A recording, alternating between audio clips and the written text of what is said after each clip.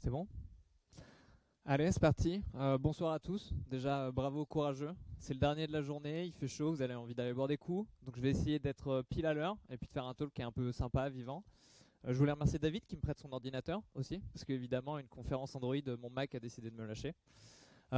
Aujourd'hui, pour faire un lien un peu avec ce que disait David, c'est que dans les boîtes de dev, il y a énormément de concurrence et on peut proposer des choses en plus dans nos entreprises qui font qu'on peut se démarquer. Aujourd'hui, je vais vous relater l'aventure qu'on a eue avec Advent of Code. Donc, je vais vous expliquer ce que c'est pendant le talk. Et je vais faire un focus sur Kotlin parce qu'on est quand même Android Maker. Donc, ça sera quand même un peu cool de parler du sujet. Commençons par le plus simple. La première question, c'est est-ce que ça vous évoque quelque chose pour vous, des challenges de code ou des exercices de code? Qui dans la salle a déjà fait des challenges de code? Ouais, c'est pas mal, c'est pas mal. Et pourquoi on se retrouve à être aussi nombreux à avoir fait des challenges de code? Parce que globalement, les challenges de code, ça a été nos premiers exercices. Quand on s'est initié à l'informatique, que ce soit à travers les horribles cours de C qu'on avait en deuxième année d'école d'ingé ou qu'on ait découvert ça sur le site du zéro, ça a souvent été du challenge de code nos premiers exercices. Ça a aussi été le moment d'avoir nos premières confrontations. Donc on avait appris à coder tout seul dans son coin et puis les challenges et les exercices, on a pu enfin se comparer à d'autres, savoir si on était bon, pas bon, rapide. Donc c'est des moments qui sont précieux pour nous et on a gardé pas mal de souvenirs de cette époque-là. Et puis aussi, c'est un peu lié à du stress, parce que les challenges de code ou les exercices, comme on peut le faire pendant les séries d'entretien, ça peut être la barre qui nous permet de rentrer dans une entreprise ou pas. Donc ces challenges, ils ont un peu marqué notre histoire de développeurs. Et en fait, si on y réfléchit, ces challenges, c'était du temps pour apprendre, ce qui est crucial dans notre métier de développeur, parce qu'on passe notre temps à apprendre, mais c'était du temps pour apprendre, réfléchir et s'exercer, tout ça en s'amusant. Donc ça vous semble vraiment cool, vous dites ah ouais, je me souviens de cette époque, mais pourquoi on se dit je me souviens de cette époque? C'est que globalement, si je vous demande si vous avez dans les 6 derniers mois fait un exercice ou un challenge de code, vous allez me dire bah non, maintenant développeur c'est mon métier, il y a plein de raisons qui font que je ne fais plus de challenge ou d'exercice. Pourquoi? Parce que déjà maintenant que vous avez un métier, bah, vous avez des objectifs, des choses à faire et souvent vous n'avez pas assez de temps pour faire ce qu'on vous donne à faire tous les jours, donc vous n'avez pas en plus vous rajouter des exercices ou des challenges. C'est aussi, on va vous dire, c'est peu pertinent. Bah, c'était bien quand on était débutant de faire des petits exercices, mais bon, là, on est quand même des professionnels, on n'est pas là pour rigoler. Et oui, le troisième point, c'est ça, c'est qu'on est, quand on est en entreprise, on est payé. Le temps où on est là, on est payé. On n'est plus là pour jouer, on n'est plus là pour s'amuser. Même si c'est dans certaines boîtes, on met un peu le jeu en avant, c'est quand même dans le monde de l'entreprise un dogme qu'on subit un peu. Donc l'idée, c'est comment on peut essayer de retrouver un peu cette période dont on est nostalgique et comment aujourd'hui, en tant que développeur professionnel, on peut se remettre à s'amuser en codant. Grâce à Advent of Code. Alors Advent of Code, qu'est-ce que c'est? Est-ce que je vais faire un petit sondage. Qui connaît Advent of Code dans la salle? Trop bien, donc il y a plein de gens qui vont apprendre des choses. Advent of Code, c'est ce superbe site en ASCII. C'est un passionné qui s'est dit, au lieu de faire un calendrier de l'avant avec des chocolats, des bières, des chaussettes ou je ne sais quoi, il s'est dit, je vais proposer un challenge de code tous les jours. Et comme ça, on peut débloquer chaque jour un nouvel exercice et ainsi de suite. Donc c'est quelqu'un qui a lancé ça tout seul une année, puis il y a des gens qui ont adhéré, qui l'ont rejoint, et maintenant il a fédéré une équipe autour de lui, et c'est devenu un truc assez populaire. Si vous cherchez le subreddit Advent of Code, vous verrez qu'au mois de décembre, il est assez actif. Comment ça fonctionne? En gros résumé, Advent of Code, normalement, c'est un exercice qui dure 30 minutes par jour. C'est des exercices qui sont indépendants. Donc vous pouvez faire le jour 1, rater le jour 2 parce que vous aviez autre chose à faire et réembrayer sur le jour 3. C'est avec une difficulté croissante, donc c'est chouette. Ça permet de démarrer, d'embarquer, et puis à un moment, bon, bah, on lâche l'affaire, mais c'est normal. C'est parce qu'au bout d'un moment, ça commence à être de plus en plus compliqué. Et enfin, c'est des problèmes génériques. Donc Advent of Code, ça vous apprend pas à, dans une classe sur Android, quelle est la méthode à appeler pour déclencher tel event. Non, c'est des problèmes génériques d'informatique. Donc tout le monde, peu importe son langage, peu importe exactement ce qu'il développe au jour le jour, peut y participer. Nous, on a décidé, chez Faber Novel Technologies, d'en faire un rituel journalier. De se dire, bah allez, en décembre 2018, on s'est dit, tous les matins, on va se prendre une demi-heure et ensemble, on va essayer de résoudre l'exercice de la journée. On s'est dit, bon bah, ce qui va nous servir principalement, c'est un repo. Parce que chaque jour, chacun va uploader son code et ça va nous permettre de comparer les uns les autres, comment on a fait, de voir pourquoi moi je bloque, pourquoi lui il a réussi.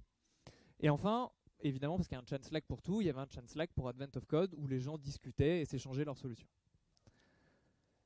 Sur une équipe de 40 développeurs chez Faber Novel Technologies, j'ai proposé ça à l'équipe. Et je me suis dit, si ça se trouve, je vais être tout seul, je suis le seul à m'amuser à faire des challenges de code et tout le monde va m'envoyer balader.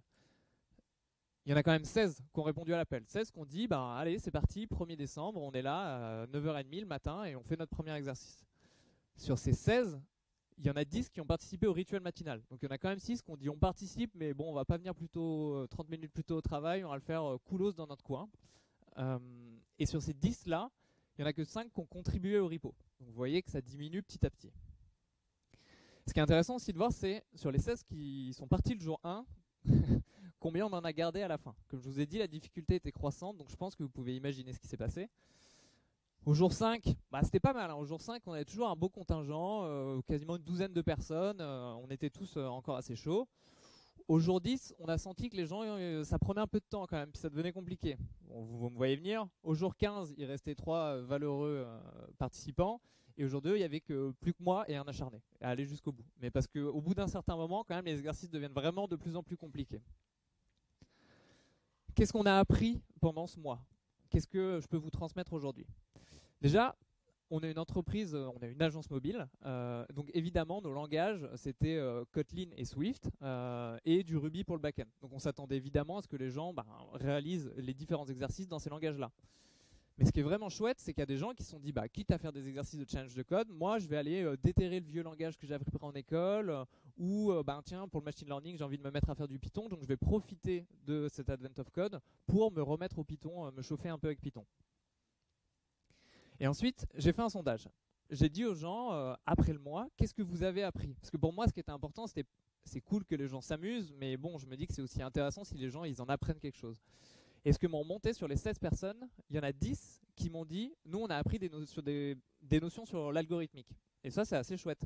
Il y en a 7 qui ont appris des choses sur le parsing, parce que il faut parser une string, les regex, etc. Il y en a 6 qui ont appris des choses sur des structures de données. Et il y en a 3 qui ont même progressé sur ce qui concerne les tests. Parce qu'on s'était dit, pourquoi pas pour chaque journée écrire des petits tests unitaires. Il y en a un qui le fait, et comme ça tout le monde peut ensuite faire tourner son code sur les tests unitaires. Bon, vous allez me dire, est-ce qu'ils ont appris des choses? C'est chouette, mais est-ce qu'ils les ont déjà réutilisées?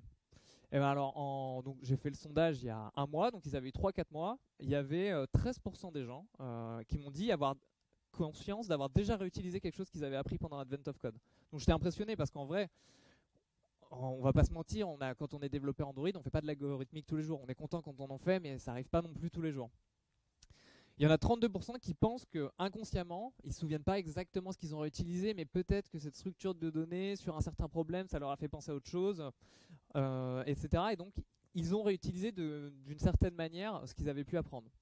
Et donc on voit que les 13 plus 32%, quasiment la moitié des gens, en 4 mois, ont déjà réutilisé ce qu'ils avaient pu apprendre. Donc c'est pas uniquement se faire plaisir pendant 15 jours et rigoler tous les matins, c'est aussi un apport qui est non négligeable pour la boîte.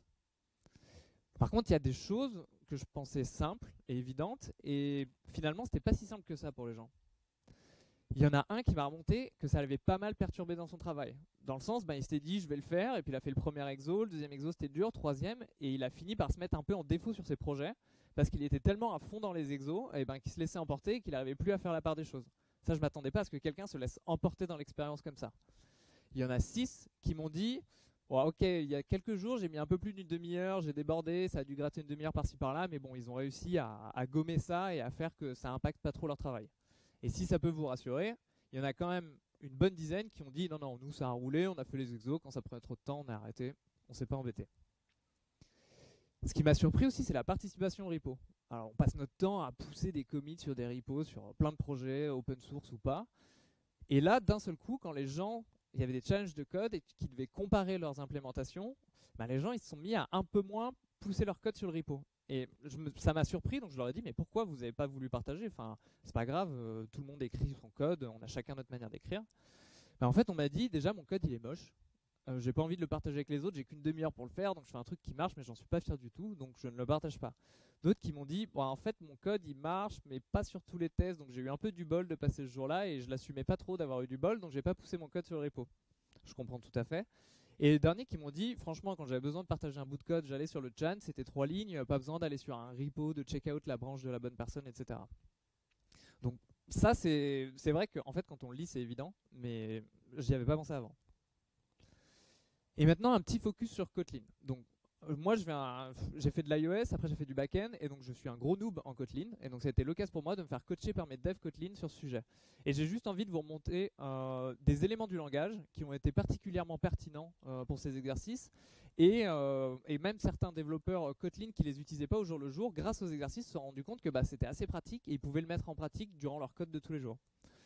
On commence par le plus simple, le destructured. Il y avait pas mal de regex, et des regex, typiquement une ligne où il y avait 4 éléments à aller chercher dans une ligne. Donc ça pouvait être par exemple des coordonnées d'un rectangle, vous aviez 4 trucs à aller chercher. On est tous d'accord, cette syntaxe elle est un peu lourde, on peut faire mieux. Et bah oui, avec Kotlin on peut faire mieux simplement avec destructured. C'est tout bête, c'est rien de magique, mais c'est le genre des petits exercices qui peuvent faire évoluer votre manière d'écrire du Kotlin. Un peu plus loin, si on pense à écrire une classe qui porte uniquement des données en Java, c'est tout de suite un peu lourd. On va avoir son attribut, son constructeur, ses getters, ses setters, enfin ça commence à faire du code. Les développeurs chez nous, ils m'ont parlé des data classes, et pour moi les data classes, j'ai trouvé ça vraiment trop bien. Vous avez direct les constructeurs, les getters, les setters, ça va super vite, plus les sealed classes. Donc en fait, quand vous avez un sealed, votre when il va être exhaustif au niveau du is. Donc ça veut dire que votre compiler, si vous oubliez un des cas, une des sous-classes de Heaven qui est sealed, il va directement vous le mettre. Donc on est d'accord, nous c'était sur des petits exos qui duraient 30 minutes par jour, ça nous a pas sauvé d'un bug qui a fait crasher un système qui nous rapportait des millions d'euros, mais par contre ça a pu faire penser à mes devs que les sealed classes ils pourraient les utiliser plus souvent et ça pouvait les empêcher de faire des bêtises. Et enfin, là, on va se lancer dans un vrai problème. Alors, si vous allez tous voir Advent of Code après, vous verrez, il y a tout un folklore autour le Père Noël, les elfes, etc. C'est un vrai calendrier de l'Avent, donc voilà. Le jour 5, c'était les elfes qui étudiaient les polymères. Ça reste un peu geek quand même. Hein. Qu'est-ce que c'est un polymère? C'est une longue string. Ils font des réductions alchimistes. Qu'est-ce que ça veut dire en développement? Ça veut dire qu'ils enlevaient les caractères identiques qui étaient adjacents dans la string. Jusque-là, c'est pas très compliqué, mais bon, pourquoi pas, le coder, c'est assez simple.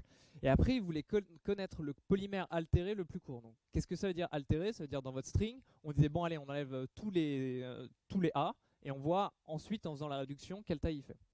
Donc, si vous vous rendez compte, il y a un algo qui est assez simple ici, mais évidemment, l'input qu'on vous donne, il a quand même tendance à vous prendre plusieurs secondes. Et après, on vous dit, bah, c'est facile, il suffit d'enlever toutes les lettres de l'alphabet une par une, et en gros, vous faisiez tourner 26 fois votre algo. Donc c'est le moment où vous dites, bon ben, soit je le fais tourner 26 fois séquentiellement, donc ça prend 26 fois plus de temps, soit vous demandez au dev Kotlin, est-ce qu'il y a un moyen simple de faire du multithreading en Kotlin? Et évidemment, ils me disent les coroutines. Et venant du monde du Ruby ou d'autres langages, ou même de Grand Central Dispatch qui était assez hardcore en Objective-C, quand on écrit ça en Kotlin, c'est hyper simple. C'est vraiment super simple. Vous dites que vous avez les lettres de A à Z, vous transformez votre string en enlevant par exemple tous les A, et ça vous fait 26 tâches, et ces tâches, vous les lancez toutes, et vous attendez qu'elles finissent, et à la fin vous prenez le minimum. Franchement, il y a peu de langages où on aurait pu être aussi concis, aussi efficace. Et après, mes devs m'ont dit, mais est-ce que ça a vraiment un intérêt, etc. Et j'ai pu aller voir les différentes pools qu'il y a à l'intérieur des coroutines, etc. Aller voir des exemples intéressants. Et pour info, par exemple, sur mon Mac, ce code, il devrait aller n fois plus vite, n étant le nombre de cœurs sur ma machine, et il allait 3 fois plus vite. Donc voilà, je reste un noob en Kotlin, donc je sais que j'étais sur la pool par défaut qui est fait pour les tâches CPU intensives, qui était normalement le bon truc, mais il y a toujours des choses à aller chercher, et ce qu'on se rend compte, c'est que sous cette syntaxe toute gentille et toute mignonne, ça abstrait un paquet de concepts de programmation parallèle dont on n'a pas envie de s'occuper, et là on s'en occupe vraiment pas, ce qui était vraiment chouette. Donc on en ressort de ces petits mois, on va dire, de ces 20-25 jours, et j'ai fait un classique sondage, est-ce que vous avez bien aimé ça? Est-ce que c'était intéressant? Et pour reprendre les fameuses étoiles de nos stores qui nous sont si chères, 4,17 sur 5, donc c'est une chouette note. J'étais content, je me suis dit, ben, j'ai bien fait de lancer l'initiative, ça fait plaisir aux gens, ils se sont fait plaisir. Niveau de l'utilité, c'était quelque chose qui n'était pas évident à la base aussi. 3,57 sur 5, franchement, c'est pas mal.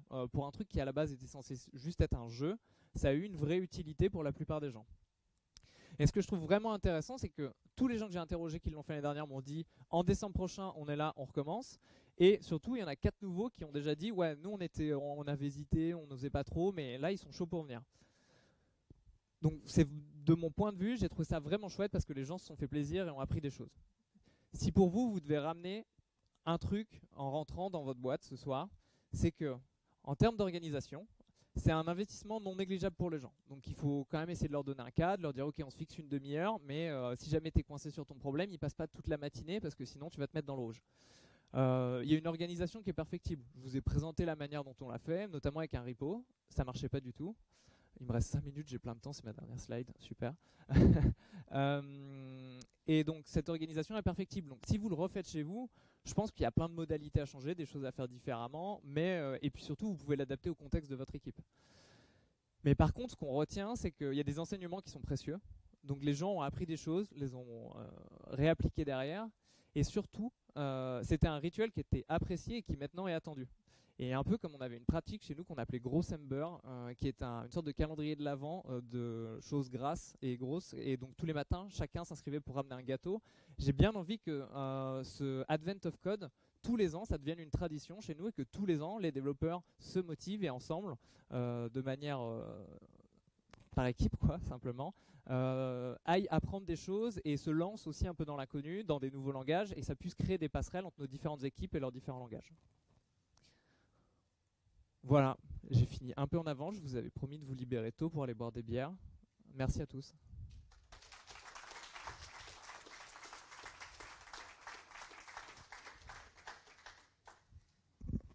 Est-ce que quelqu'un veut infliger une question aux autres ou... Non, c'est bon. Merci beaucoup. Bonne fin de journée.